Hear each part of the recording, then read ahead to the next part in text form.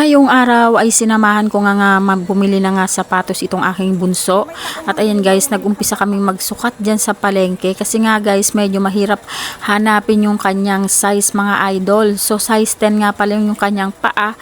So either napakaliliit ng mga sapatos or malalaki naman. So ang hirap talaga maghanap ng kanyang size. So pasensya na nga pala kayong mga idol kasi 2 days tayong walang upload. 2 or 3 days tayong walang upload dahil nga sinipag na naman ang lola nyo mag-video at mag-edit. So ayan nga't naghahanap pa rin kami dito at naglalakad-lakad kami dito. Nag-start kami sa palengke mga idol. At ito nga, nandito na kami at naghahanap-hanap dito kung ano yung mabibili dito. So tumingin-tingin din ako diyan kasi nga mayroon akong nasintahan gustong bilhin. Pero ang ending hindi ko rin siya nabili dahil wala akong nagustuhan. So ito nga, wala kaming nakitang kasukat niya doon sa palengke. Naikot na namin yung buong palengke.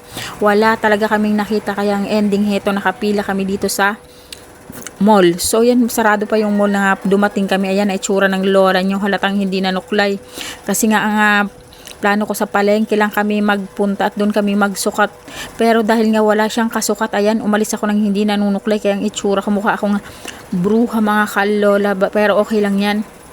Ang importante ay mabilhan natin ng sapatos itong aking bunso kasi nga yung kanyang school shoes ay nasira na, nakabuka na yung kanyang swela, so kailangan na talagang palitan. At eto nga, pumasok na kami dito sa department store para tumingin-tingin ng sapatos na kakasya sa kanya mga idol. Kaya ayan, andito na kami sa loob ng department store mga idol. So naglalakad kami papunta doon sa may second floor kasi nga doon sa second floor kasi guys ang shoe section or ang mga sapatos, kaya doon tayo pupunta. So ayan nga nandiyan na kami sa escalator paakyat sa second floor. At ayan nga mga idol, nandito na tayo. So nandito na tayo guys, dito na tayo mamimili ng mga sapatos. At ayan nga guys, inikot namin yung mga sapatos dyan at tumingin-tingin na siya ng kakasya sa kanya mga idol.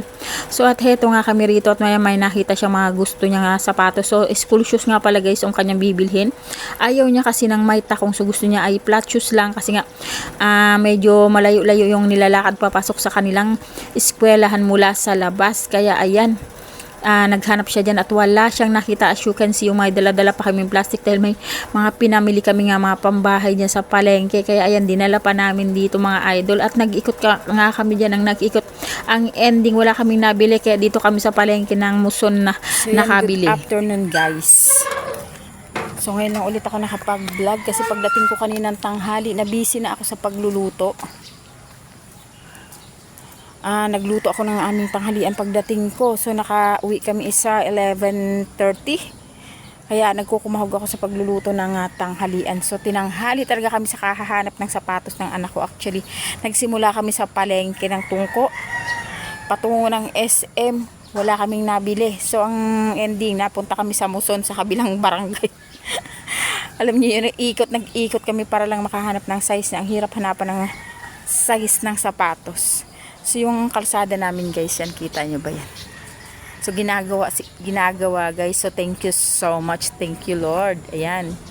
So ginagawa na siya. Kaya siguro bukas mapapatag na ito at magagawa na. So ayan, happy talaga ako kasi ayan, kapag umuulan hindi na siya maputik guys. Kaya thank you Lord talaga. Kita nyo ba guys? So yung alaga ko tuwing lalabas ako nakabuntot dyan sa akin. Ay Tiger, pumasok ka doon. Tiger. Tiger. Pasok ka doon. Pumasok ka doon sa loob. Hindi ka sasama. So ayan, bibili muna ako ng mauulam. Actually may ulam kami dahil binigyan ako nitong itong kapitbahay ko. Binigyan ako ng chorizo. So gusto kong bumili ng chicken para sa mga bata. Tapos bibili rin siguro ako ng gulay. Iniwanan man tong bote ko dito hindi inubos, sayang man to. So hindi nila naubos yung soft drinks na binigay ko sa kanila, sayang. So ipasok ko muna kasi baka mawala. Hinirang ko lang sa kumari ko yung bote. So ayan, ako diretso na sa pagbili ng ulam mga idol. At anong oras na? 5:30 na guys. So ayan, Maganda na yung aming kalsada, ginagawa na. At nandito na nga tayo sa palengke guys, at ayan na, tumingin-tingin na ako ng mabibili, talipapa pala guys, hindi palengke.